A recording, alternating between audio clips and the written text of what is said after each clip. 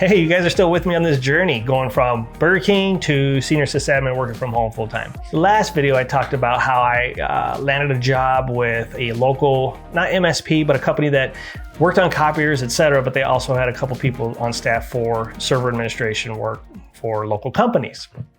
And I talked about how I interviewed and I got this job at the hospital. So this was a big defining moment in my career.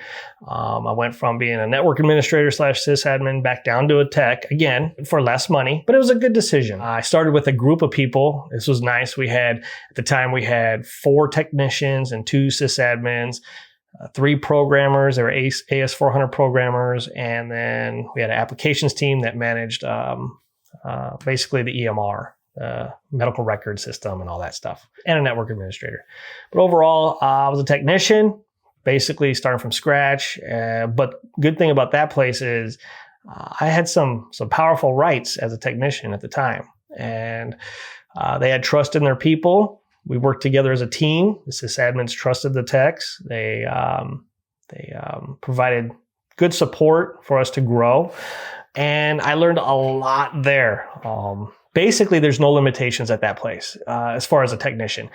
A lot of places you go, you're very siloed. This place, you're not siloed. It's, hey, all hands on deck for everything and anything. If you wanted to learn something, you talk to the sysadmins and they'll be like, yeah, here, go for it. They had so much work on their hands. They're okay with it. And if they trusted you and they thought that you could do that job, and they would be there to help. And I held that technician role for about 2 years. Until I was on vacation and my wife were out at an event, dog event. And I remember exactly how it was going down too. I was at this dog event where we're jumping dogs in a pool. It's at a fair. And behind us was a guy carving out tree trunks with a chainsaw, like making shapes and designs and all that stuff.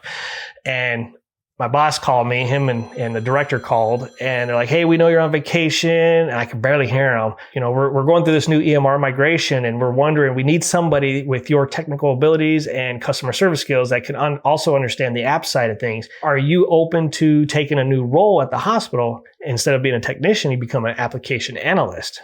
And I'm like, sure, why not? So I don't think it was any more money at the time. It was a lateral move. Just a different role. So I was an application analyst for probably 2 years. And there was a lot that happened during that time with EMR migrations. There was a lot of disruption with having an outside company come in, almost take over our IT department.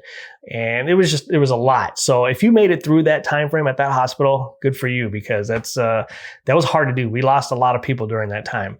But I stuck through it, became an analyst level 2. And then I hated it. There's a point where I'm sitting in my office and I'm putting in tickets, and I'm taking a ticket from this ticket system, putting it in this ticket system, and putting it in this ticket system, and trying to manage like all these issues that are happening with the EMR. Basically, I wasn't doing anything other than just creating tickets and stuff. So one of the sysadmins ended up leaving abruptly, and so it opened up, and I applied for it and got the position. So started off as a technician, went to application analyst level 2, and then sysadmin, and for over 7 years. And man, did I learn a lot doing that.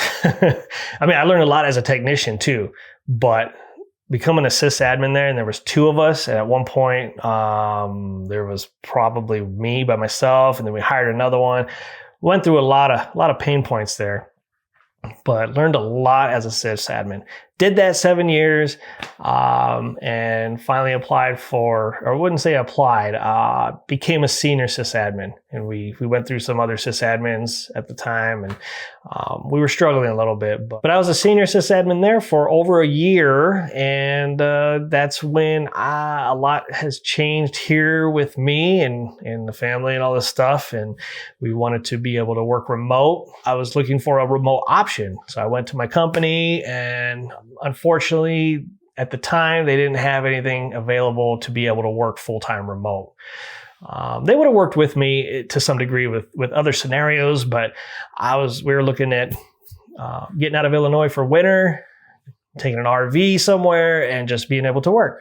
Now, could I have done that job in that role remotely? Absolutely. especially since we had two other sysadmins. I said, okay, I let them know I'm looking elsewhere. And they understood it, and they're very supportive.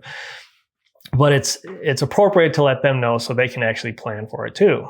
I started getting hit up by a lot of recruiters for different things, and then that led me to where I'm at now. And I am not even in Illinois right now. I'm in California in a guest house on a family's property out here in Southern California. So the next video, we're going to talk about how I landed that job and basically what I'm doing now.